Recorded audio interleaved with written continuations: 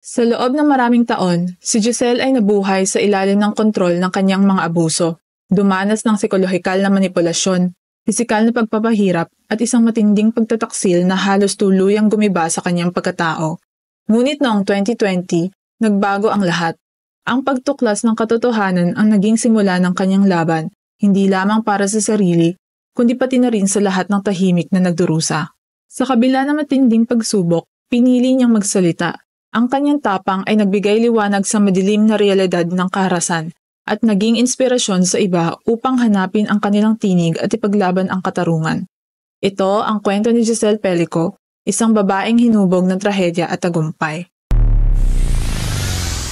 Nagkakilala sina Giselle at Dominique Pellico noong 1971 sa France. Noong panahong iyon, si Giselle ay nagtatrabaho sa Administrasyon ng Electricité de France, ang kumpanyang namamahala sa kuryente ng bansa, habang si Dominique naman ay isang electrician at ahente ng real estate.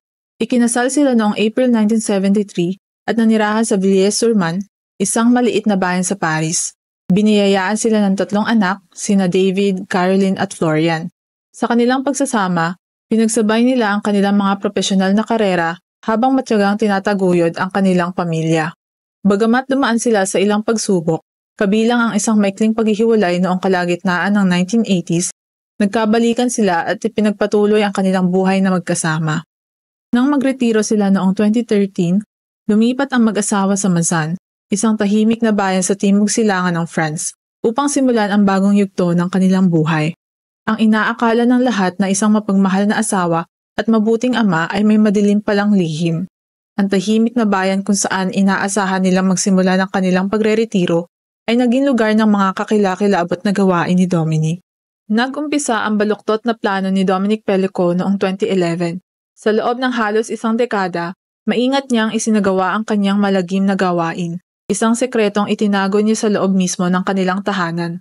Palihim niyang hinahaluan ng malalakas na pampatulog ang pagkain at inumin ni Giselle upang matiyak na mananatili itong walang malay.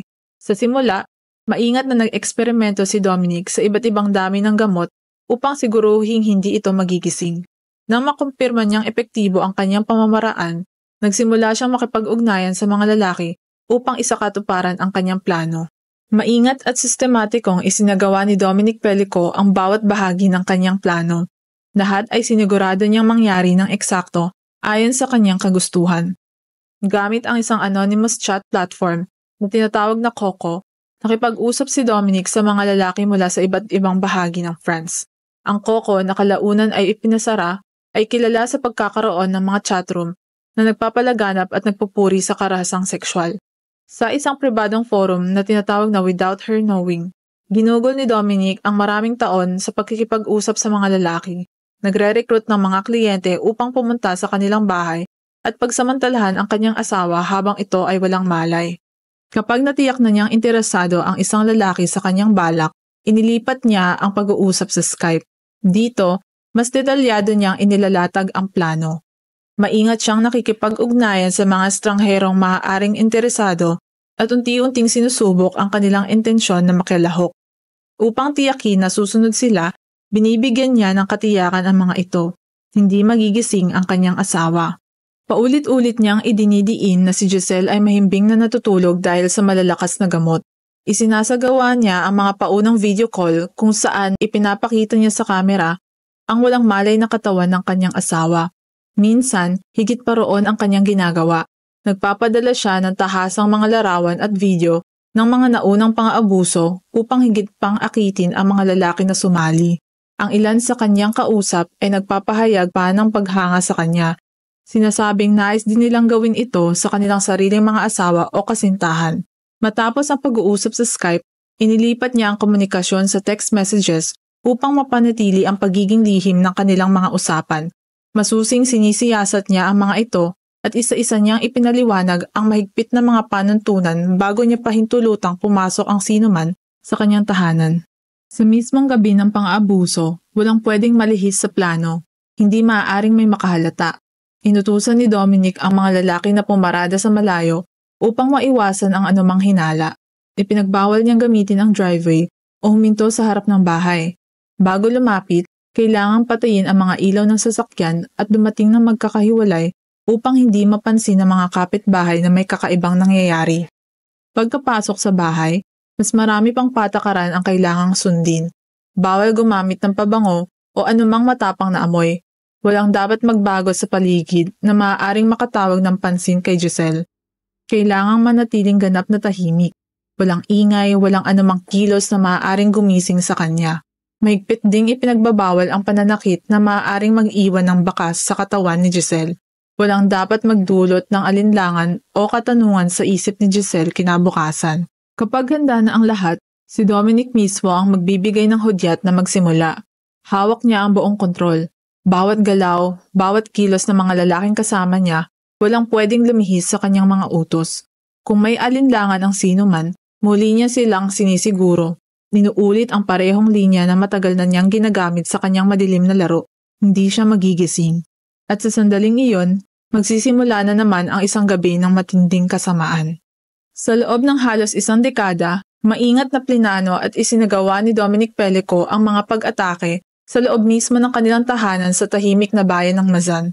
Hindi lamang niya pinili ang mga stranghero na handang sumunod sa kanyang mga patakaran, kundi sinadya rin niyang piliin ang mga lalaking mula sa mga pangkat na may negatibong pananaw ang kanyang asawa. Madalas ipahayag ni Giselle ang kanyang hindi pagkagusto sa mga lalaking may lahing Black at Arab. Pero ano ang ginawa ni Dominic? Ginamit niya mismo ang pagkiling ng kanyang asawa laban sa kanya. Sinadya niyang mag-recruit ng mga Black at Arab na lalaki upang pagsamantalahan siya. Ang mga kalalakihang sangkot ay nagmula sa iba't ibang larangan ng propesyon. Kabilang dito ang isang bombero, isang mamamahayag at isang nurse. Malaki rin ang agwat ng kanilang mga edad. Ang pinakabata ay 27 taong gulang lamang habang ang pinakamatanda ay 74. Sa kabila ng kanilang magkakaibang antas ng pamumuhay, iisa ang nag-uugnay sa kanila, ang pagiging bahagi ng isang kasuklam-suklam na krimen na naganap sa loob mismo ng tahanan ng mag-asawang Pellico. Ang mas nakakakilabot pa rito ay ang katotohanan na hindi sila mga dayuhan mula sa malalayong lugar. Karamihan sa kanila ay nakatira lamang sa loob ng 50 kilometro mula sa tahanan ng mag-asawa. Ang katotohanan ang mga lalaking ito, mga profesional na bahagi ng lipunan, ay nakatira hindi kalayuan, ay lalong nagpapatunay kung paano maaaring maganap ang ganitong klase ng karumal-dumal na gawain sa tahimik na bayan ng Mazan nang hindi napapansin ng sinuman. Sa paglipas ng panahon, nararanasan ni Giselle Pellico ang matinding epekto ng pisikal, emosyonal at psikolohikal na pinsala sa loob ng halos isang dekadang paulit-ulit na pang-aabuso, habang nananatili siyang walang kaalam-alam sa mga nangyayari sa kanya. Dahil sa regular na pagbibigay ng gamot ni Dominic bago ang mga pag-atake, unti-unting lumala ang kalusugan ni Giselle. Nagsimula siyang makaranas ng matinding pagkawala ng memorya, madalas na hindi maalala ang mga kaganapan, usapan at maging buong gabi ng kanyang buhay na nagdulot sa kanya ng labis na pagkalito at frustration. Hindi rin niya maipaliwanag ang matinding pananakit ng kanyang balakang, isang sintomas na ilang beses niyang ipinakonsulta sa doktor ngunit hindi mabigyan ng malinaw na dahilan. Ang patuloy na pagkalaso ng kanyang katawan sa gamot ay nagdulot din ng matinding panghihina at pagkapagod. Madalas siyang nakakaramdam ng matinding pagkahapo at parang laging lutang. Paminsan-minsan, nagigising siyang may hindi maipaliwanag na pasa o pananakit sa katawan. Bagamat mahigpit na inutusan ni Dominic ang mga lalaking dumadayo sa kanilang bahay na iwasang mag-iwan ng anumang bakas ng pananakit, may mga pagkakataong napapansin pa rin ni Giselle ang bahagyang pasa at kirot sa kanyang katawan na hindi niya matandaan kung saan nanggaling. Sa kabila ng kanyang lumalalang kalagayan, patuloy siyang nagpatingin sa mga doktor upang hanapan ng sagot ang kanyang mga nararamdaman. Ngunit sa bawat konsultasyon, palaging kasama niya si Dominic. Sinisigurong hindi niya kailanman matutuklasan ang katotohanan. Bagamat may mga pagkakataong nakakaramdam si Giselle ng pag-aalinlangan sa sobrang pagkontrol ni Dominic sa kanya, tulad ng madalas nitong pagpupumilit na uminom siya ng pampatulog tuwing gabi, o ang hindi maipaliwanag na pagbabawal sa kanya na gumamit ng pabango, hindi niya lubos na maunawaan ang kanyang mga hinala.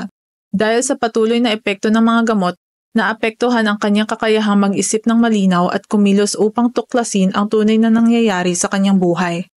Halos isang dekada nagpatuloy ang karumal-dumal na krimeng ito bago tuluyang nabunyag. Noong 2020, natapos na ang kanyang malagim na lihim. Ngunit hindi dahil sa pang-aabuso niya kay Giselle siya unang natuklasan ng mga otoridad. Sa halip, Nadiskubre siya ng mga pulisya dahil sa isang tila mas maliit na kasalanan, ang palihim na pagkuha ng video ng mga babae sa isang lokal na supermarket. Si Dominic ay nahuli sa akto ng upskirting, isang iligal na gawain kung saan gumagamit siya ng nakatagong kamera sa kanyang cellphone upang kuhanan ng video ang panloob na kasuotan ng mga babae. Isang security guard ang nakapansin sa kanya at hinimok ang biktima na ipagbigay alam ito sa mga pulis. Dahil dito, inaresto siya at nang siyasati ng mga otoridad ang kanyang mga gamit, natagpuan nila ang mga mensaheng naglalaman ng mga detalye tungkol sa pagdroga at panggagahasa ng mga babae. Gayunpaman, hindi pa sapat ang ebidensya upang madiin siya sa mga malalaking kaso. Dahil dito, hinatulan lamang siya ng 8 buwang suspended sentence para sa kasong upskirting at kalaunan ay pinalaya. Matapos siyang makalaya, inamin ni Dominic kay Giselle na siya ay nahuli dahil sa pagkuha ng malaswang video sa supermarket. Ngunit kahit kailan, hindi niya inamin ang tunay niyang kasalanan, ang matagal na niyang pananamantala sa kanyang asawa. Sa kabila ng lahat, tinatawag siya ni Giselle na walang kamalay-malay sa mas malalim pang mga kasinungalingan na pilit niyang itinatago. 2 buwan matapos siyang palayain, muling ipinatawag si Dominic ng pulisya. Ngunit sa pagkakataong ito, kasama na si Giselle. Habang pinapanood niya ang kanyang asawa na umaakyat sa hagdan ng estasyon ng pulis, wala siyang ideya na iyon na ang huling beses na makikita niya ito bilang isang malayang tao. Habang iniimbestigahan ang kaso ng upskirting, kinumpiska ng mga otoridad ang kanyang mga hard drive, laptop at cellphone. Dito nila natuklasan ang daan-daang larawan at video na naglalaman ng ebidensyang magbubukas sa isa sa pinakamalaking kaso ng pang-abusong sexual sa kasaysayan ng France. Ipinakita ng mga pulis kay Giselle ang natagpuan nilang ebidensya. Mahigit 20,000 larawan at video ng kanyang pang-aabuso. Napakadetalyado ni Dominic sa pagdodokumento ng kanyang mga krimen. Isa-isang naitala ang bawat pang-aabuso, inayos ang libo-libong larawan at video na maingat niyang inilagay sa mga folder na may malinaw na label. Ang kanyang master file ay pinangalanan niyang abuse. Sa wakas, nabuo ang sagot sa matagal nang bumabagabag kay Giselle. Ang mga taon ng matinding panghihina, pananakit ng katawan at iba't ibang problemang menigal na hindi niya maipaliwanag. Ang lahat ng ito ay dulot ng paulit-ulit na pagdroga at panggagahasa ng sarili niyang asawa sa loob ng halos 1 dekada. Noong September 2024, nagsimula ang paglilitis laban kay Dominic Pellico at sa 50 iba pang kalalakihan sa Avignon, France. Sa harap ng korte, inilarawan ni Giselle ang sandaling natuklasan niya ang katotohanan na para bang ang mundo niya ay biglang gumuhos sa isang iglap. Tuluyang nawasak ang kanyang pagkatao nang makita niya ang mga litrato. Agad niyang nakilala ang kanyang asawa, ngunit tumagal pa bago niya ganap na maunawaan ang pinakamasakit na katotohanan. Ang babaeng nasa kama, ang biktima, ay siya mismo. Ngunit lalo pang lumala ang bangungot nang matuklasan ng mga pulis ang isa pang nakakakilabot na ebidensya. Habang sinusuri ang mga files ni Dominic, nadiskubre nilang hindi lang si Giselle ang kanyang lihim na kinuhanan ng mga litrato at video.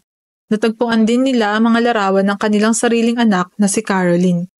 Ang tahanan na dapat ay nagsisilbing kanlungan ng pamilya ay naging isang lugar ng pang-abuso at pananamantala. Habang nililitis si Dominic para sa malagim na pang-aabuso sa kanyang asawa, nagsimulang maghinala ang mga investigador na si Giselle ay hindi niya unang biktima. Naniniwala ang mga otoridad na nagsimula ang kanyang mga gawain ilang dekada bago pa man niya simulang abusuhin ang kanyang asawa. Ayon sa mga ebidensya, si Giselle ay ginahasa ng mahigit 200 beses ng higit sa 70 kalalakihang unang nakilala ni Dominic sa mga online chatrooms. Sa loob ng maraming taon, maingat niyang pinili at nirecruit ang mga lalaking ito upang makilahok sa kanyang karumal-dumal na gawain. Lumabas sa investigasyon na si Dominic noon ay 72 taong gulang, ay bumuo ng isang sistema upang planuhin at isaayos ang pang-aabuso sa kanyang asawa. Ginamit niya ang internet upang makipag-ugnayan sa mga kapwa niyang may baluktot na pagnanasa, hanggang sa unti-unti niyang nalikom ang isang grupo ng mga lalaking handang lumahok sa kanyang kasamaan. Bagaman pinaniniwala ang mahigit sa 70 kalalakihan ang sangkot sa krimen, 50 lamang ang kinasuhan. Marahil dahil sa kakulangan ng ebidensya laban sa iba, ang kawalan ng kakayahang matukoy ang ilan o ang mga limitasyon ng batas. Dahil sa tindi ng kaso, agad itong naging sentro ng pambansa at pandaigdigang atensyon. at masusing tinutukan ng media ang bawat detalye ng paglilitis. Sa loob ng korte, isa-isang inilantad ang mga ebidensya laban kay Dominic at sa iba pang mga nasasakdal. Mula sa libo-libong larawan at video ng maingat niyang tinipon at inorganisa, naging malinaw kung gaano kaplanado at sistematiko ang kanyang mga krimen. Sa isang bihirang hakbang, pinayagan ng 5 hukom na ipakita ang mga video bilang ebidensya tuwing may akusadong nagtatangkang itanggi ang kanilang pagkakasala. Hindi naging madali para kay Giselle ang sandaling iyon. Ang harapin ang mga litratong nagpapakita sa kanya, walang malay habang pinagpapasasaan ng iba. Ngunit hindi siya umurong. Alam niyang hindi na ito tungkol sa kanyang kahihiyan, kundi sa pagpapasa ng bigat nito sa tunay na mga may sala. Sa kabila ng halos 1 dekadang pang-aabuso, matapang na humarap si Giselle sa korte. Araw-araw siyang dumadalo, taas noo at walang takot, isang malinaw na pahayag na hindi siya nawasak ng kanyang mapait na nakaraan. Sa kanyang pagdating, sasalubungin siya ng mga palakpakan mula sa mga taga-suportang nagtipon sa labas ng korte, mga taong humahanga sa kanyang katapangan. Ang kanyang imahe ay lumaganap sa mga street art at may mga nagsuot pa ng t-shirt bilang pagpapakita ng suporta sa kanya. Matapos ang paglilitis, ang kwento ni Giselle ay patuloy na nagbigay inspirasyon sa marami. Siya ay isinama sa listahan ng BBC ng 100 Women ng 2024 at tinanghal bilang isa sa 25 na pinakamaimpluwensyang kababaihan ng taon ng Financial Times. Noong January 2025, itinanghal si Giselle bilang Personality of the Year sa France. Ang pagkilalang ito ay patunay na malawak na epekto ng kanyang naidulot sa buong mundo. Ang paglalakbay ni Giselle Pellico ay isang kwento ng hindi matatawarang tapang at tibay, mula sa pinakamadilim na sandali ng kanyang naranasan na pang-aabuso hanggang sa kanyang hindi matitinag na laban para sa hustisya. Siya ay naging ilaw ng pag-asa para sa mga biktima ng sexual na karahasan na tahimik na nagdusa. Ang kanyang tapang na ipahayag ang katotohanan at ang kanyang pagsuway sa pananahimik tungkol sa kanyang mga abuser ay nagbigay diin sa malawakang pagkalat ng sexual na karahasan at sa agarang pangangailangan ng pagbabago sa lipunan. Anong masasabi mo sa ating kwento ngayong araw? Huwag kalimutang mag-subscribe sa ating channel at i-like ang video. Salamat sa pagsubaybay at abangan ang ating susunod na kwento.